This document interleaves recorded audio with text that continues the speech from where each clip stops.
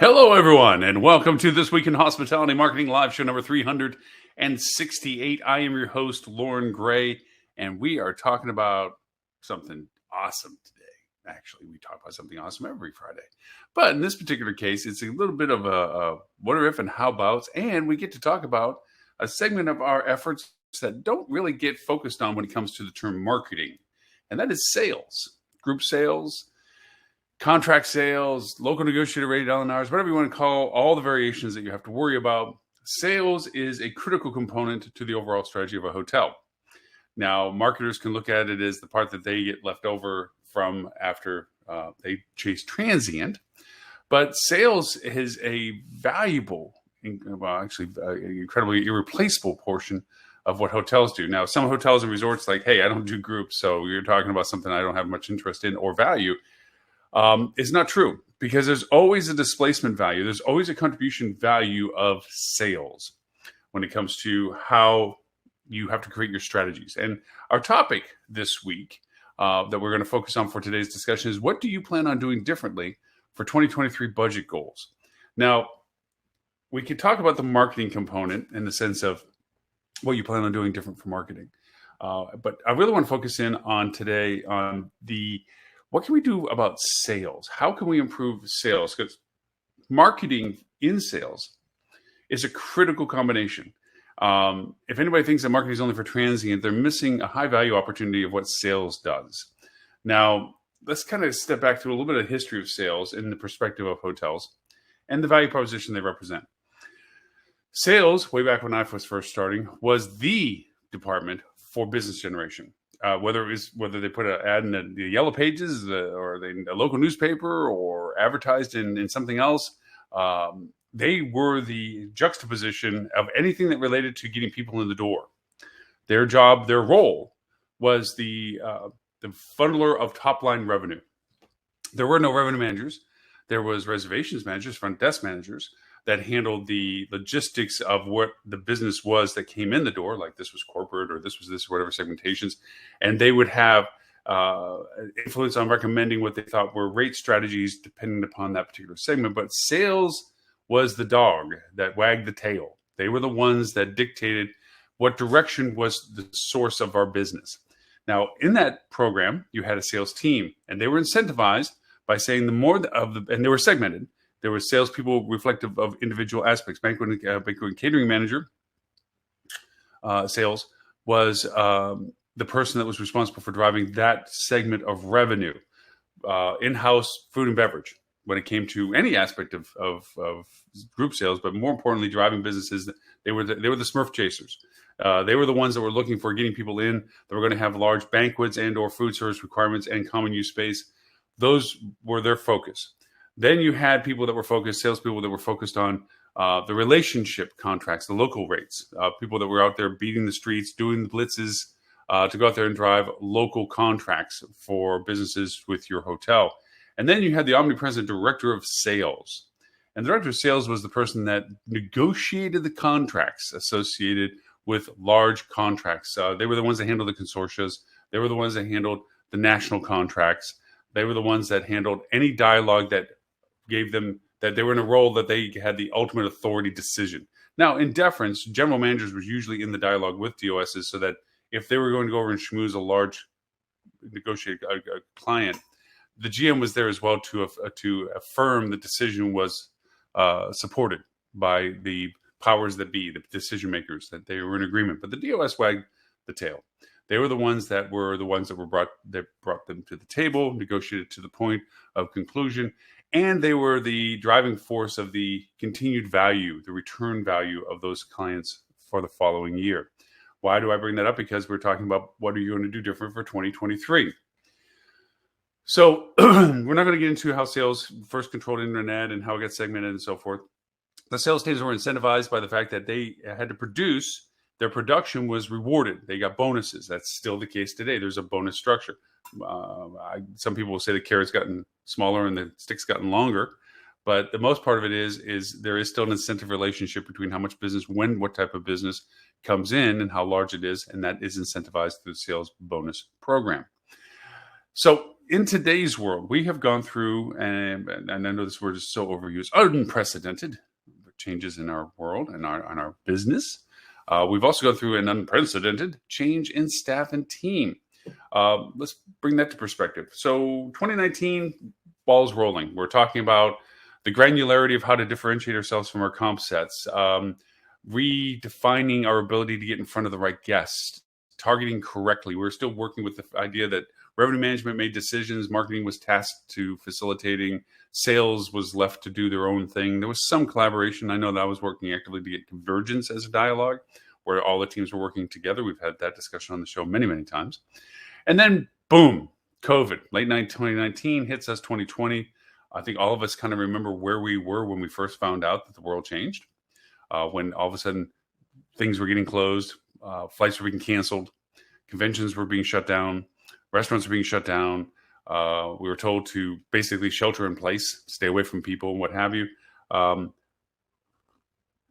with no clear discernible solution, just reaction as to mitigations.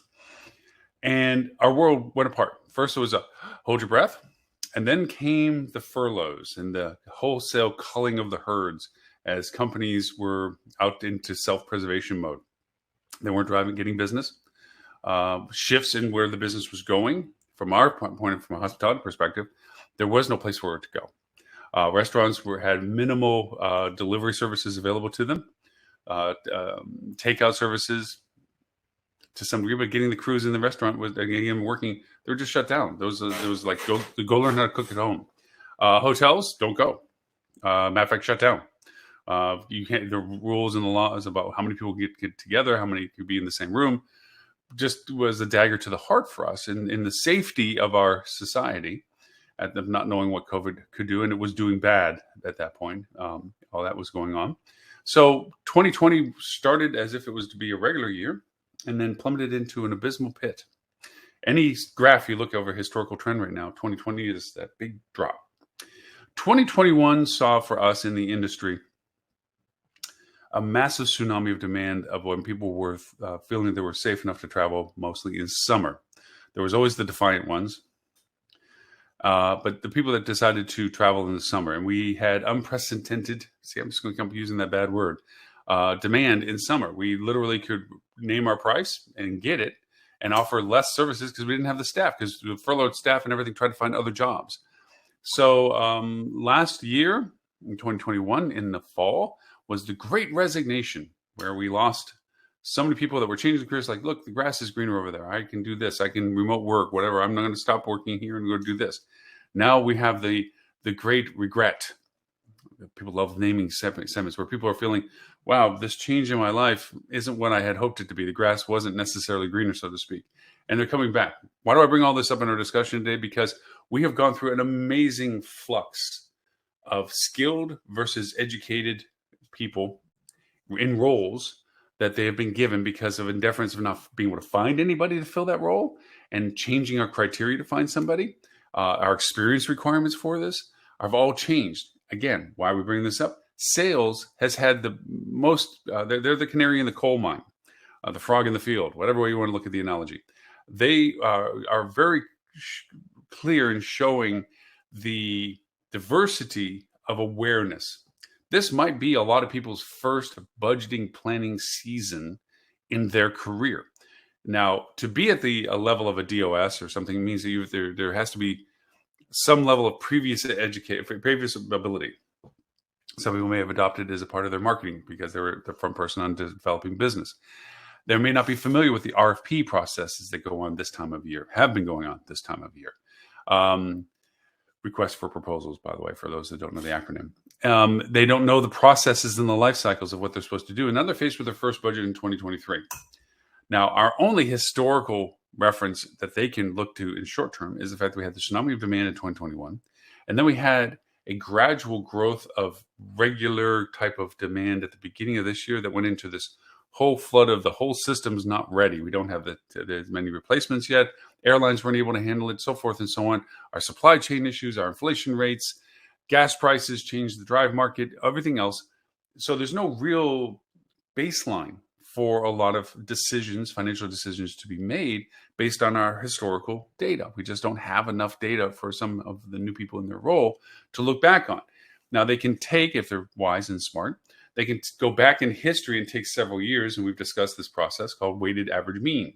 Look at an aggregate of several years over the span of normal, abnormal, return from normal or abnormal, and average out the impact of their segments as it relates to the contribution value over the overall of what those numbers represent. But it still doesn't answer one of the critical components of current sales teams, and that is, where do I start and what do I do? There's an old client list, and the unfortunate part is a lot of those contacts aren't the same contacts anymore. There was a lot of changes in roles and so forth. So a lot of the old, as we used to say, Rolodex, for those old enough to remember those, the Rolodex was the prized possession of any salesperson. That was literally locked up every night. It wasn't left out. That was the salesperson's lifeblood. That went with them when they left. That was a condition of, if they didn't, they made copies of it. Let's put it that way. That was their ability to walk into their next business and say, I have a list of people I can reach out to that I can rekindle business for this hotel.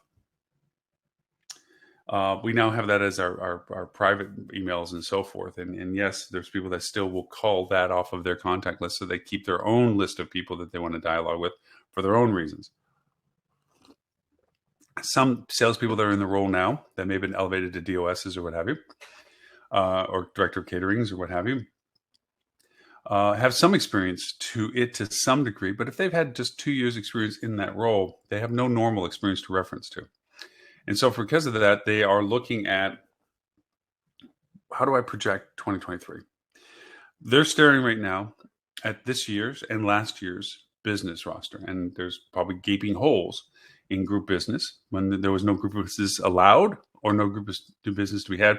That this was the first year, in all probability, from all people's perception of this, that companies had even a budget towards having gatherings or going to gatherings. That there was when it comes to attendance. It's one thing that you have a client that's willing to have a conference at your hotel. It's another thing that they can draw the numbers that they want to draw and fill the room block that you provided them and fill the space for food and beverage. That's a whole nother story. So everybody is trying to scamper to getting this ability to communicate. But what has happened also in our time for technology is that our tools for getting to these people have improved, our ability to improve. Most people think automatically when they think of salespeople, why aren't you exploiting the use of LinkedIn? LinkedIn is the businessman's social platform, or business person, businesswoman's social platform. It is the place that you can reach out to people. You're right. And historically, it has been a good, strong resource. It hasn't historically been a dominant resource, but a helpful resource. Unfortunately, LinkedIn wants to make money too. And so they've opened up more and more the techniques and tools and serviceabilities of people soliciting on LinkedIn. I think I speak for a lot of people that I'm tired of the pseudo happy, smiley LinkedIn connection requests or invitations to programs. I have no idea what they are. Because as people learn the skills, okay, of implementing things on LinkedIn, you get a barrage of just white noise junk. It's the same with anything. Marketers will screw up everything, right? It's hard to cut the chaff from the wheat when it comes to finding out whether this is a real person that wants to contact me. And we all use our different criteria of, do they even know other people that I know? If there's none to zero, then that means this is solicitation, or just out of the blue, I'm in a category of interest that they've looked up and I'm on a list of it, and they're sending out hey, I saw your profile and I think that we have great synergy between our two companies. I'd love to learn more about yours. When do people think that worked? Maybe the first time? I saw your business and I'd like to know more about XYZ company. And I'm going to get on a phone call and go, I'm so glad you're interested in my company. Let me tell you all about it. And it's not reason why. Because as soon as they just want you to shut up and start listening to what they have to say. So LinkedIn has turned into this diluted place of traffic. It still has value, still has merit. But how you use it is more important than the actual usage of it. As they say in the preseason for the NFL, the score may not be important, but the game is. The skill sets that you learn, the tempo and the pace and so forth. Same too with this. It may not be the result of what the intent of LinkedIn is, but the usage of it is important. The ability to call and gather people in a category of commonality that you're looking for. We'll get to that in just a minute. So anyway, so here we are. We're looking for 2023's budget. Where we are right now, and we're transitioning quick out of this as the end of the month is coming up next week-ish, at the end of next week, is we are in the gathering phase. We've talked about this on previous shows already, where this month is taking all the data that we've accumulated for historicals and actuals to date, and all this data, and we're putting it into piles. This is what we know about people that have called us and been interested. These are the people that we've actually done business with. This is what our comp set has done business with from the reader board tracking or the business tracking we've done of what they've been doing. This is the new, this is the awareness of what we have in market, so forth. There's sources of gathering that general lump data. Okay, for banquet and catering managers. Okay, weddings are coming back and so forth. They're coming back in a flurry actually because of all the pent up demand for those and all the Smurf business, the fraternal order gatherings and the reunions and everything else. And getting those contacts reestablished, pursuing who those people are, is where you're next going to go. Right now, it's just gathering, is there people out there that are traveling for these reasons, which there is? Why, what time of things that they're looking for and when? Those are the things you're trying to gather right now by looking and researching them. But we're not at that granular point yet. Right now, we're just lump sum throwing into piles. To see what we think would be the contribution of sales by segment for 2023. We're first at the base, first at the bat when it comes to approaching what we think sales is going to contribute to.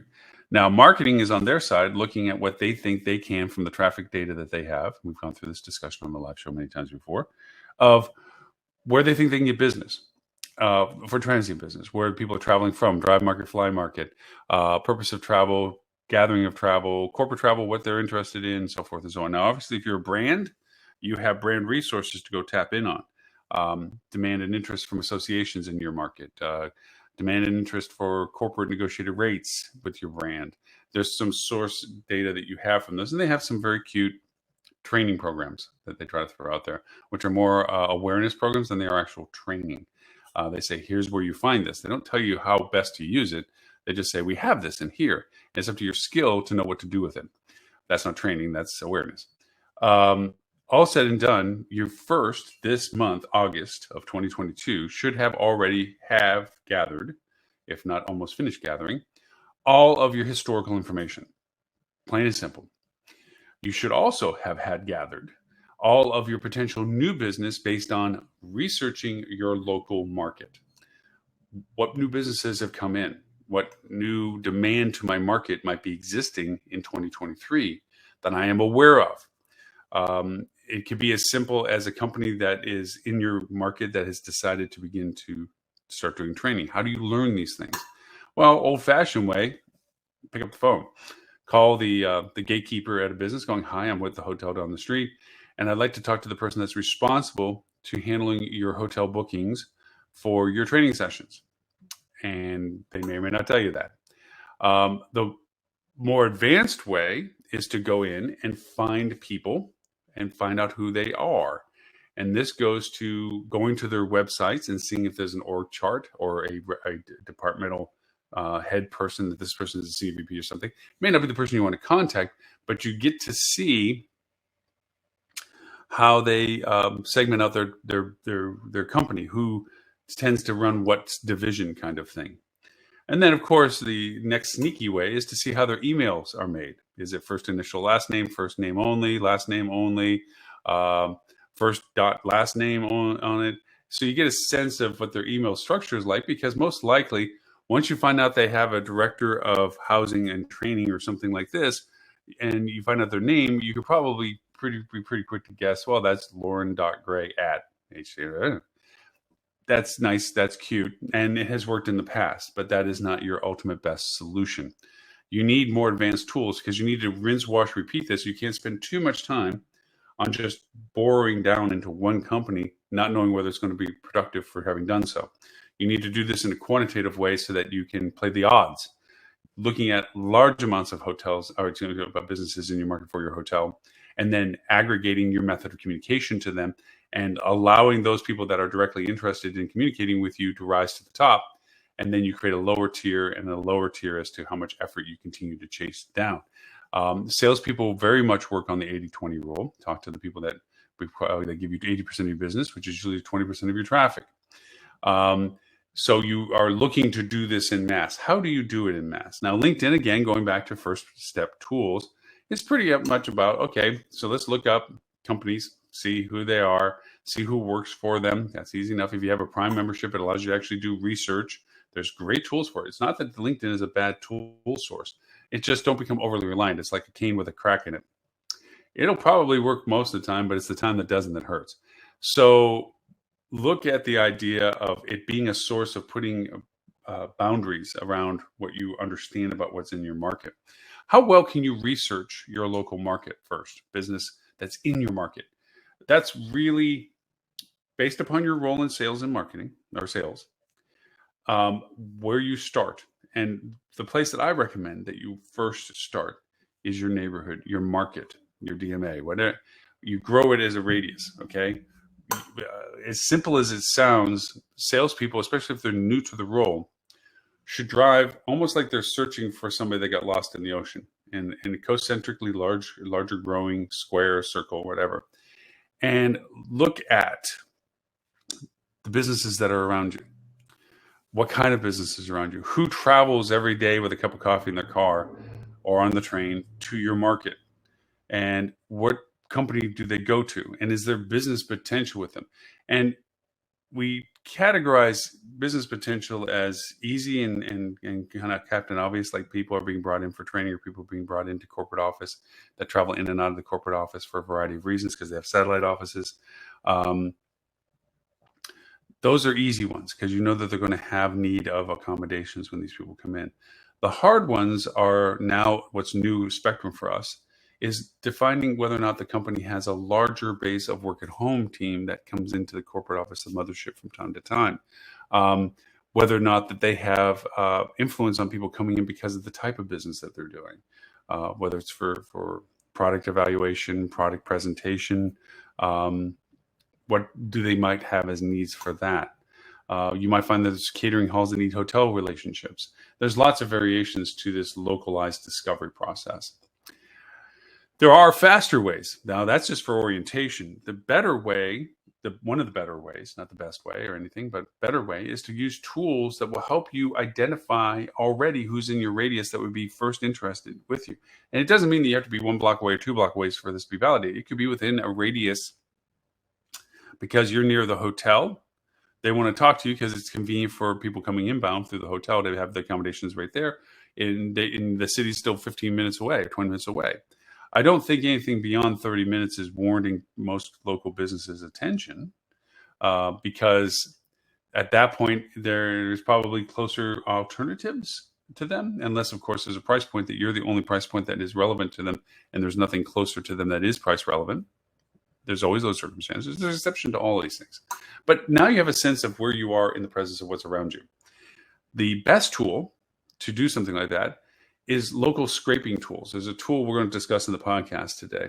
It's called Google Local Scraper. Google Map Scraper. What it really does is very, very cool. You pick a pin on the map, basically, and you radius out from it. And it will, using the Google Map platform, it'll pull every business, their location, their website, contact information, of all the businesses that are in that radius around your business.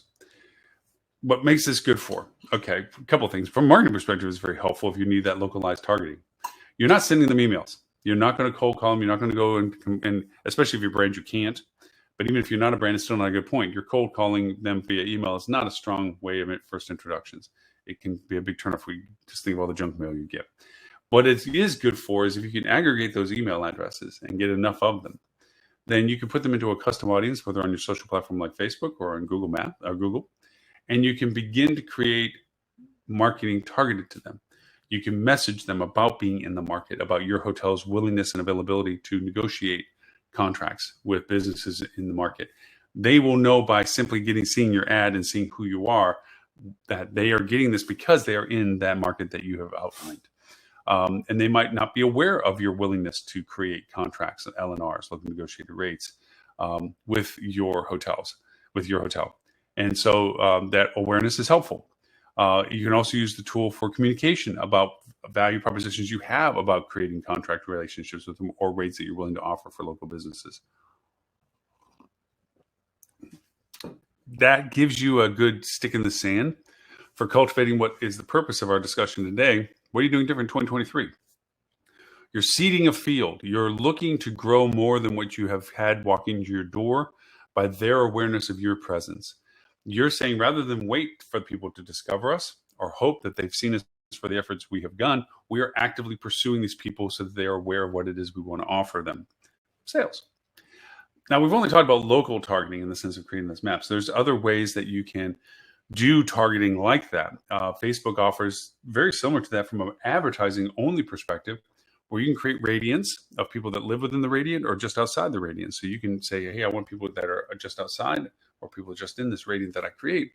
And you can send in social media people that would be in that condition that you can give the information to about what you're offering to do. You're sowing out a lot of interest in the hopes that the people that are actively engaged in developing what they need for business that you are offering are going to respond, because that is a point that they want to follow. They want to get room blocks already organized. They want to get a negotiated rate for what they think they're going to do for business.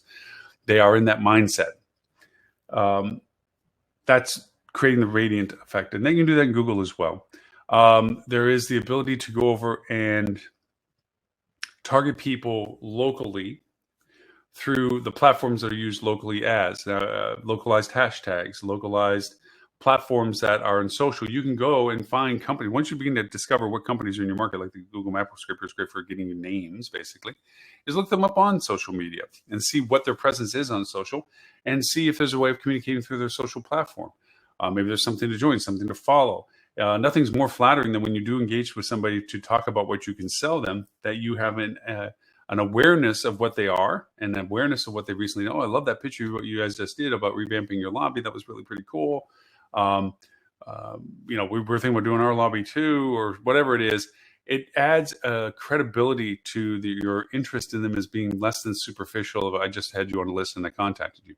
Customizing your communication makes it very helpful in that process. You're not doing all your sales pitches right now. This is as time progresses. What you're looking at now is, how do I look at what I'm going to try to do now as it will influence my 2023 budget? So that's localized. That's saying markets and targeting and identifying people in local markets.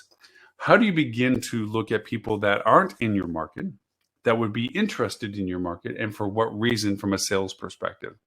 Now, this is where brand does have a leg up, be honest and true. They have that kind of aggregate data to show you people that had looked at your market through the brand for group business or small business or what have you. Some brands do better than others. Hilton's has always had a great small business program that they've made available. Whether people utilize it to its full potential is another question. But they have had a very good, successful small meetings program. But that isn't something you can plan for next year. You're looking to seed contract relationships for events and so forth. Okay, so you need to see what's looking into your market. Okay, what people are interested in coming to your market, and if there's negotiated rates that can be developed from that interest. Now, as we talked about Smurf business, there is no real intimate exact way of saying, I know that this person, XYZ, is in the ABC city and they're going to be looking for a wedding in March next year. No, but you can do almost the next best thing. You can see through marketing's data interest for your weddings website or web page, weddings interest in your market. Okay. And you can use that data to say there's a lot of interest. You can look at Google Trends and see weddings in your area and see when they tend to historically peak and look. Now, you may have some of that data from your own business history, but if you're especially pursuing new business sections, this will be a new awareness for you. You can see that March is a good time to push for people in certain areas, and this is done by your marketing data, okay, to say we really want to push the fact that we're a great wedding venue in the city of New York to come up to Schenectady, because a lot of people come out of the city and they want a nicer area to have their wedding a little calmer, a little slower, perhaps. Just saying.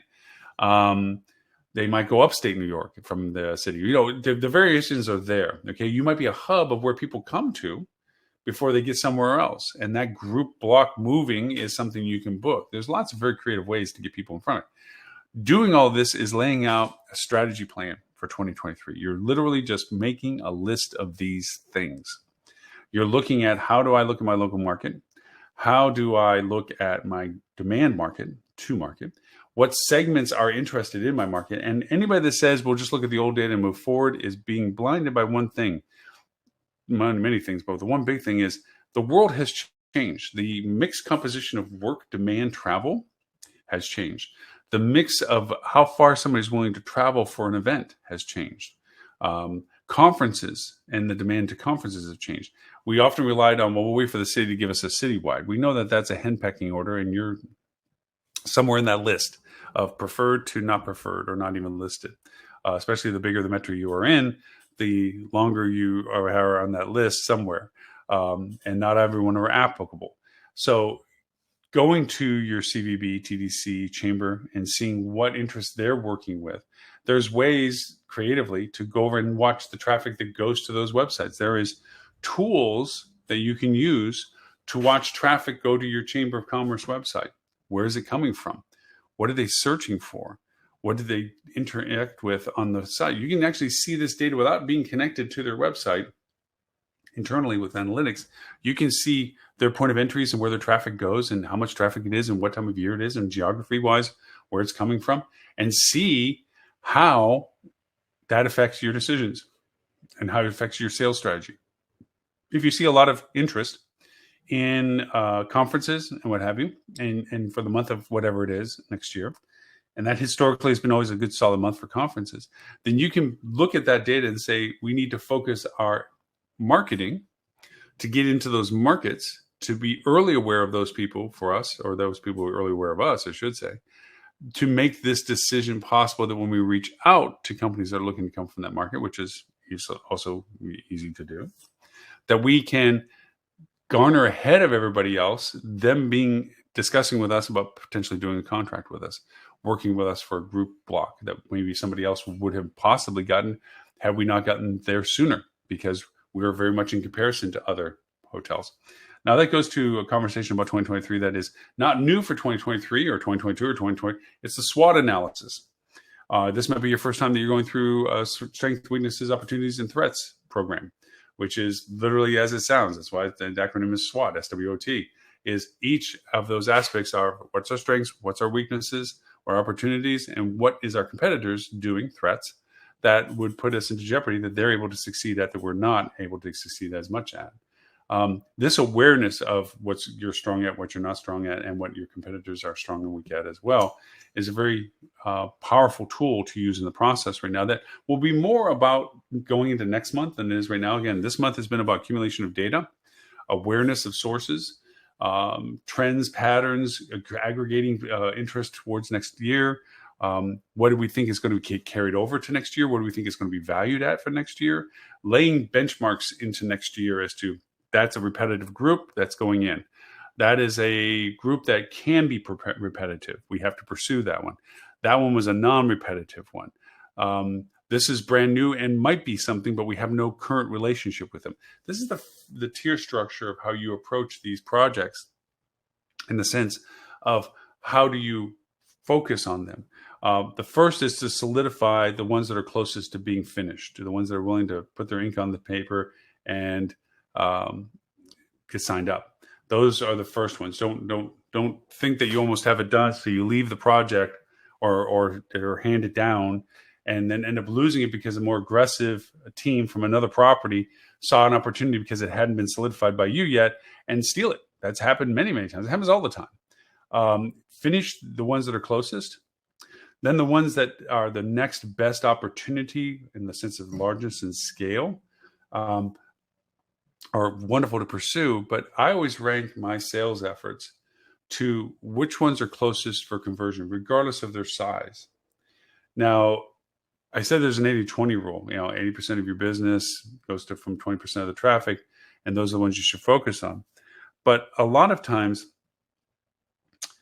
if you look at the largest fish to go for, they also know that the largest fish. Think of the attractive person in high school, guy or girl. They always got the attention. They always got whatever they needed because of that attention, because it was easier for them because people were paying attention. Your customer, potential or current, is that really attractive person. It's easier for them to get the attention because they are attractive. Well, they're attractive in your market because they represent a nice large chunk of money. So they know that. So if you go from their side of things, they're looking at what can they get the most of with the least amount of commitment to. What's the best value they can get out of this? What's the most reward they can get out of this without the most expense? And so because of that, they're the most volatile when it comes to solidifying a contract. They're just not going to go with you because you have what you think is a great deal. And they may know it's a decent deal, but they don't know if the person behind you in line that's chasing them as well has a better deal. So they're going to hold and keep you dancing while they go talk to the other person. If you ever watch Shark Tank, you see this where one of the Shark Tank people offer a certain offer, and then another Shark Tank person, is over there, and the people say, "Well, I want to hear what everybody else has." And the first Shark says, "You either take my deal now before this guy starts talking, or it's off the table," because they know that they have a deal that can be challenged, and so because of that, they want to solidify the deals before somebody else can give you a question mark as to whether or not it's the best deal. That's why I say when it comes to sales, it's good to chase after the ones that are closest to conclusion, regardless of their size. Get those on the board. Now, there is always a contra argument to this, that by picking up smaller pieces, you begin to displace the opportunities that large ones can provide you. I would challenge anybody to do a displacement analysis if you still can. It's a lost art. I built an app once that did displacement analysis, a mathematical one. So you're sitting at a table and you're trying to calculate what the value proposition of having this piece of business over another piece of business. And to do that, you calculate the total contribution of their rooms, total contribution of ancillary revenues, and the cost internally for running what you think is going to be for doing those things. Like, in other words, you have a cost factor. It's a flat factor. Just make it simple. And from there, you go and say, okay, there's that many rooms for this duration for that ADR. Okay, each person is going to have this much food and beverage as a part of the package with them, if that's the type of deal that it is. So this is a total contribution of what their revenue is, so forth and so on. That's a sum. Now, how does this compare to this piece over here we're looking at? What are the influencing factors of what that is? Rates, duration, country. And you literally compare the two side by side and say, this one, albeit smaller, has a less displacement factor than this one, which would be greater because that hinge of that large one actually has a contingency on this one over here, that it's displacing this opportunity over here as well. It may be more money short term, but it also locks up our inability to sell because of the block anything over here. It actually, the displacement value of that is too high. Let's take the smaller piece where we don't have that displacement ratio as much. And that means we can still take other pieces of business because of it.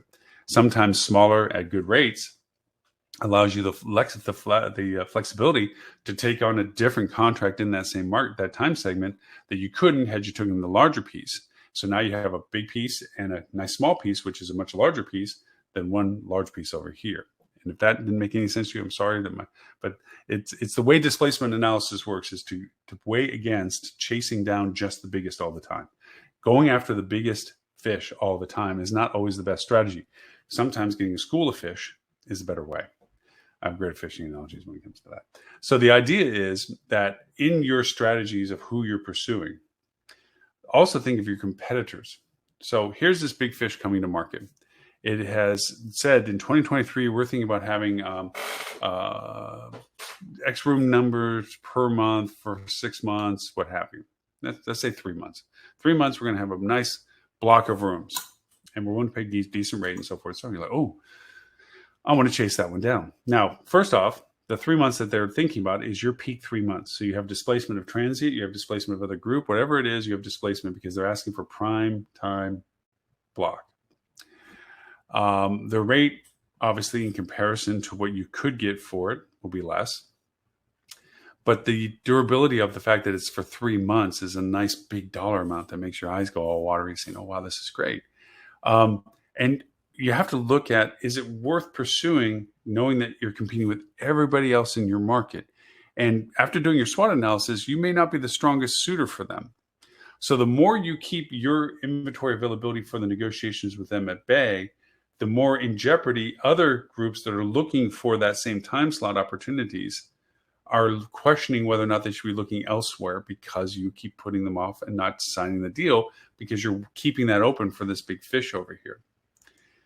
You're competing with a lot of other properties. It's a higher risk factor. You can look at a probability score, which we won't get into the math geekiness of that, but you can create a math probability score for that and say, what's the confidence factor that we're actually going to get the piece of business based on the factors associated with the decision process, and decide that our probability is low in comparison to other hotels that have a higher probability. And for that reason, I'm out. I'm going to go for the other fishes that are also waiting for anybody else. They might be also asking the other hotels that are in the same competition for this large piece, and they're getting the same deference that they're getting from you, from the others, of, oh, hey, until we get this big fish settled, we can't commit to yours. Take what you can get that's closer to the contract at the rates and the prices. I'm not saying take anything, but take the things that you might say, well, that's not as great as we could have gotten over there. That's a risk factor analysis. Is that really worth the risk of chasing it in the hopes that you do bag it? If you do bag it, you're happy as heck. If you don't bag it, you lost it and the business that you didn't sign because they went elsewhere. Now you lost on both ends. So those processes, again, why we're bringing it up today, have to be related to your assessment of what you're doing different in 2023 on when you take a piece of business, say XYZ company is coming to market because of the research you've done. And this is what the potential value of them are. And this is how many other hotels should be under consideration by them for that piece of business. A risk evaluation of that on the scale of just force rank it. From a scale of 1 to 10, what's the probability of success for this piece of business? Is it a strong probability of success? Not success in the profitability of it, not success in the displacement value of it, none of that. The success of bagging it. 1 to 10. Is it a 1? It's as sure as it can be, other than the pen hanging over the paper, a number 1? Or is it a 10? Or is it all the way down to a 1, which is, we're on the last of the barrel, that if everybody else locks up and can't take this, and the moon and the stars line up, and they have no other choice but to stay with us, we're a 1. Okay. So the idea of risk assessment to this business, this is where GMs and corporate people have to keep a sharp eye, because DOSs can paint a pretty board. This is all the potential business that we've isolated. These are all the companies that we know are coming to market for business. These are all the segments of business types that we feel are coming in. It's a good looking list. It's a nice long list. It looks like we're going to have a hell of a year in 2023. Most of that list is smoke and mirrors. Most of that list is not going to come through. Most of that list is not, we're not the lead candidate for that contract. We're not even in the top category of lead contract potentials for them. We're in the list of whenevers. They're coming to market. We're one of every other hotel that has the same odds of success with them. That list has to get culled to reality. I often, when I was on the corporate side, and even when I was a DOS, even when I was a GM, I always required a confidence factor. Okay, so you have these 10 companies that you're looking at for business opportunities in February. This is great. Love the fact we have a 10-person list. Love the fact that your call sheet was filled up every day with 20 calls. Love the fact that you have in your Salesforce, or have in your PMS program for your CRM, this list of contacts and everything else, and you're pounding the pavement, chasing these people down, and you've created this 20 business list of 20 businesses that have potential for booking block in March. That's awesome. What's the reality? Which one do you say right now out of that list of 10 is going to make our board? That's going to go into the book. And for those old enough to remember the book, it really was a book. Right in. Which one's going to bank? Now you start seeing the DOS or whoever put the list together get squirmy. Then you start getting the disclaimers. Well, there's no guarantee. These are we brought this from all this big pile of not knowing to 10 people that we feel really clear on what we think. Great, I got you. I gave you credit for it. Tell me which one is going to make bank for us. Which one's going to book? Well, just rank them for me. Here's a marker. Right beside it, number 1 through 10. Tell me which one is going to be your best shot and which one's the least one. You get a lot of 3s, 5s, 7s. You get a lot of mediocre, median stuff. Well, this is strong, but not as strong as this one. So this one's a higher number than this number. And what you end up getting is this one's our best shot is, which is fine. You're not trying to be a total dork about this.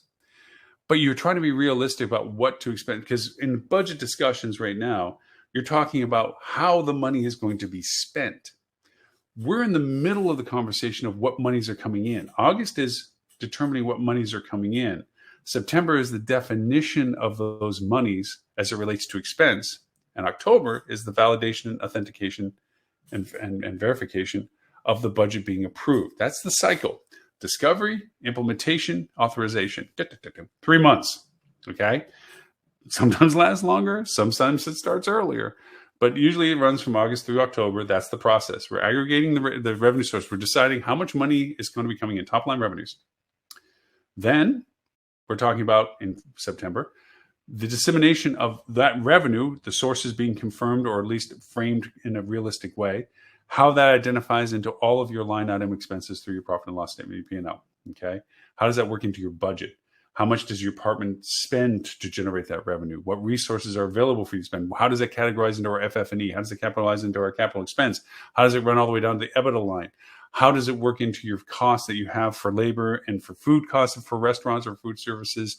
Your front desk team and staff, how many people can you hire and function? What's your occupancy demands to know whether or not you have staffing requirement minimums and so forth? Housekeeping minimums. Do you have the ability to replace pieces of equipment, FF&E again, that are ready for replacement? Is the funds available for it? Is the loan structure correct? These are lots of stuff. Not everybody's involved in all those discussions, but that is the process we're in right now. August, September, October. This is the way we break these things down. So because of that, sales has to be quantified and qualified in their expectations of what they're contributing. The world is based on your group and your transient. Group is what we're defining in our discussions today and better ways of defining it. We talked about localizing our search and identifying by name and location so we can better target our messaging to them to optimize our complete local demand. We talked about looking at marketing tools of outside market demand into market as to where people are coming from, for what reasons, to look at for their travel, whether it's Smurf business, whether it's corporate travel, what have you, to identify what companies are in relationships so that we can begin to pursue and look for them, okay, by name and by type, to be able to solicit them. We looked at what is offered to us in traditional ways, citywides and what have you, from chambers and CVBs and TDCs that are offering, because that's their job, is to solicit business to come inbound to market. What are they pursuing? What are they getting in communication? What is their efforts being done? And seeing how that is impacting demand to your particular property. Sales has to work with marketing. They have to be aware of the data that marketing has to know how it can influence their perspective of decisions and their ability to go over and make better choices for what they're chasing. They then also have to create a great confidence score as to what is the likelihood that this business will come through at what relative value. This is the purpose of our discussions with budget right now, because that number, once it's been solidified to the highest level of confidence that it can be, and not just smoke and mirrors, you know, as simple as this is repeat, this is new business, this is not returning. Those are hard numbers. Okay.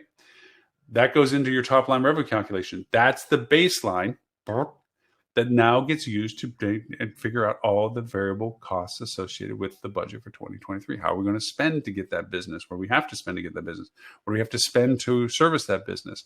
What do we have in the sense of monies to go towards the improvement and FF&Es and self-investments that we need to go and keep the business operational improved? And most importantly to the owners, how much do they get to bank at the end of all this? Or do they have to keep throwing money into the program?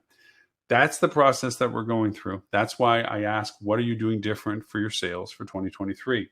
We have a lot of people that are sitting in the chair now that may not have had the history and experience that most of the time we used to have prior to COVID, that now are relooking. The blessing of that is that they're not tainted with repetitive processes that don't normally work or don't consistently work. There are new, fresh approaches to ways of looking at things. The bad news is they lack the experience of looking at it in a way that defines accuracy. So there's a good and bad to both of it. We get people that are out thinking out of the box, so to speak, in the ways that they're approaching how they can develop more business.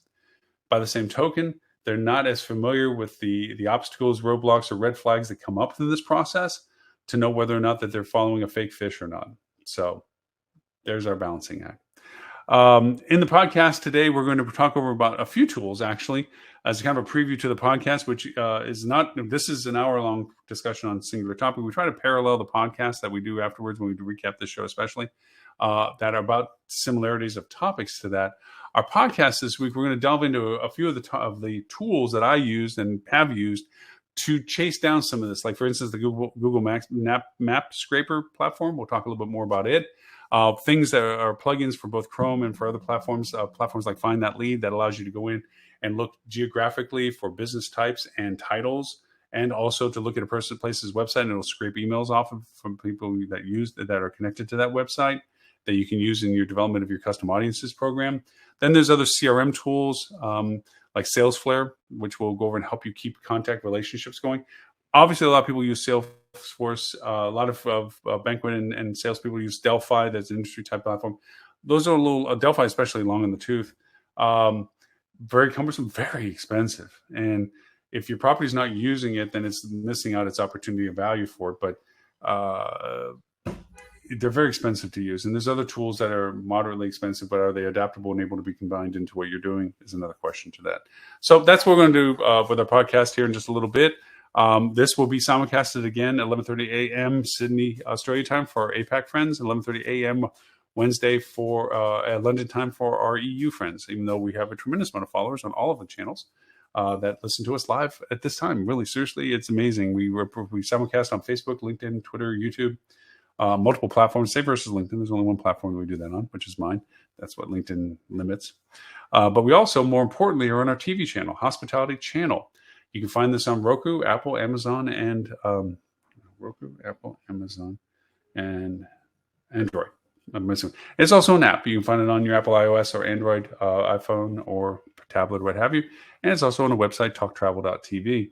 All of that is a TV channel. You can go in. This show is on the live free side. We have a lot of paid content that's behind the pay gateway, much like a Netflix or what have you. It's $4.99 a month. And there's a lot of content behind that paywall that goes into a lot of what we're talking about here on the show, but in a more granular way. Plus a lot of other great stuff from food and beverage and hotels and so forth. So hope you see us on TV for that reason. With that, my name is Loren Gray. This has been show 368. We're going into our 9th season at this point, starting at the end of this month. Actually starting last week, but I just kind of put it at the end of the month because it seems like an easier calendar year to follow. And for that, all of that, I thank you for the privilege of your time and look forward to talking to you next week.